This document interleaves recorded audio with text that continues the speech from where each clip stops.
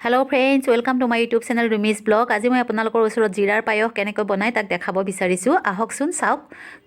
তাৰ কাৰণে লাগিব অলপ জিৰা, অলপ কিচমিচ, বাদাম, কাজু বাদাম অলপ, এলাচি আৰু তেজপাত কেইটামান, তাজা গাখীৰ লাগিব, অলপ চেনি লাগিব। মই তাজা গাখীৰ ইউজ কৰিছোঁ, আপোনালোকে যিকোনো গাখীৰো ইউজ কৰিব পাৰে। অলপ ময়দা লাগিব। আপোনালোকে জিৰাৰ পায়স খাই পাইছে জানো? আহকচোন এবাৰ মই দেখুৱাওঁ কেনেকৈ জিৰাৰ পায়স বনাব পাৰি। আপোনালোকক দেখাইছোঁ। এয়া অলপ ময়দা ল'ব।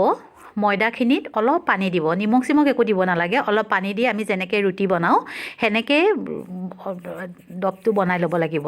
তাৰপিছত সেই লাৰুটোৰ পৰা অকণ অকণ ছিঙি ছিঙি মই ইয়াত দেখুওৱা ধৰণে অকণ অকণ ছিঙি ছিঙি জিৰাটোৰ আকাৰত এনেকৈ থৈ থৈ ৰ'দত শুকুৱাব লাগিব। ৰ'দত শুকুৱাই পেলাই সেইটো ধুনীয়া হৈ যাব। ৰ'দত শুকুৱাই দিলে সেইটো ধুনীয়া হৈ যায় আৰু ৰ'দত শুকুৱাই পেলাই টেমাত ভৰাই থৈ দিব লাগে। থৈ দিলে যেতিয়াই মন যায় তেতিয়াই আপুনি বনাই খাব পাৰে। এয়া দেখিছেনে? এনেকুৱা জিৰাৰ নিচিনা আকাৰত হৈ যাব। এই জিৰাৰ আকাৰত হোৱাৰ কাৰণে বস্তুটোৰ নাম মই জিৰাৰ পায়স দিছোঁ। এতিয়া চাবচোন, গাখীৰখিনি মই গৰম কৰি ল'লোঁ। অলপ গৰম হ'বলৈ দিব লাগিব গাখীৰখিনি।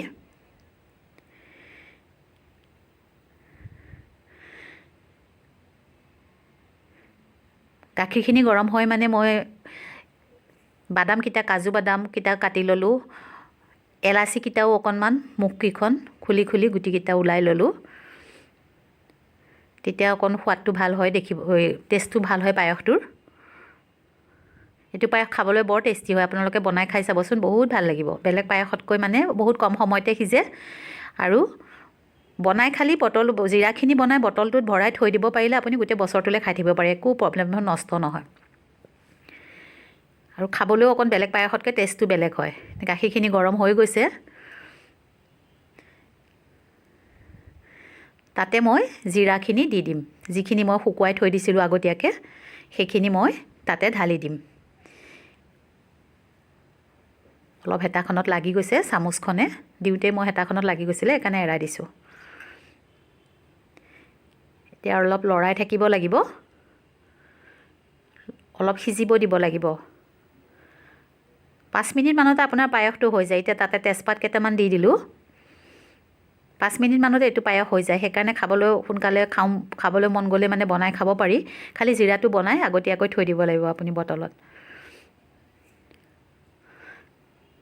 এতিয়া সিজি আছে, তাতে মই কুটি থোৱা বাদামখিনিও দি দিলোঁ। কাজু, কিচমিচ আৰু এলাচিৰ যিখিনি গুটি মই হেৰি কৰি থৈছিলোঁ সেইখিনিও গোটেইখিনি মই তাতে দি দিছোঁ।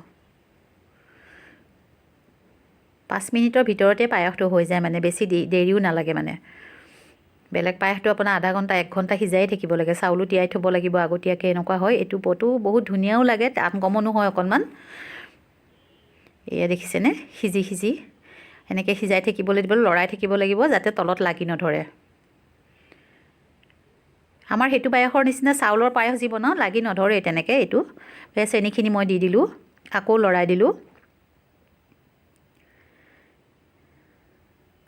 এতিয়া এলাচিৰ গুড়াখিনিও মই তাতে দি দিছোঁ।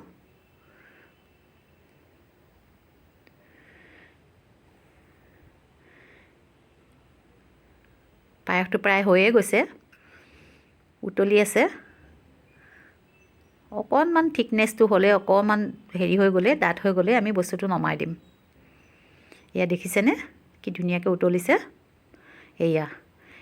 এইটো জোখতে আপোনালোকে এনেকৈ পেলাই কাঢ়ি পেলাই হেৰি কৰিব পাৰিব। এতিয়া যেতিয়া গোন্ধটোহীয়া হৈ গ'ল পায়সটো, মই বাতিত এয়া নমাই দিছোঁ। দেখিছেনে কেনেকুৱা লাগিছে? আপোনালোকেও এনেকৈ পায়সটো বনাই খাই চাবচোন, বহুত ভাল লাগে। ভাল লাগিলে ভিডিঅ'টো লাইক, শ্বেয়াৰ আৰু কমেণ্ট কৰিব। আপোনালোক সকলো ভালে থাকক। ধন্যবাদ।